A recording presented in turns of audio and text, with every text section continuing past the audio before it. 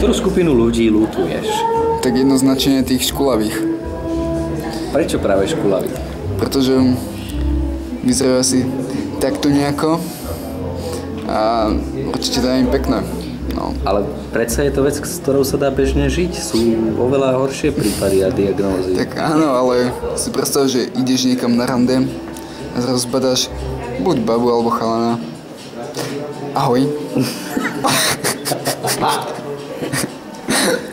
No ako mňa by to otočilo a išiel by som hneď preč. A čo v prípade, že by mala tá baba hrb? Tak to si neviem predstaviť. Kebyže má hrb, tak by som jej dal batu. Niekto nejako sakrie, neviem. Jež vlastne škulaví sú u teba najľutovanejší ľudia. No v podstate hej, oni to majú dosť ťažké. A čo štrbaví? No, štrbaví. Ťažko povedať, ak niektorým sa to hodí. A čo ľudia, ktorí ráčkujú? Tak dobre, to, a no. ďalšia skupina ľudí? Ľudia s plešinou. S plešinou.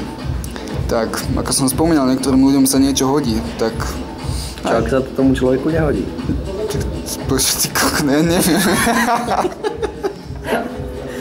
Presne tak, to sa vraví o školavých. Ja si myslím, že na dnes stačilo. Prajem vám príjemný zvyšok dňa. Dovidenia.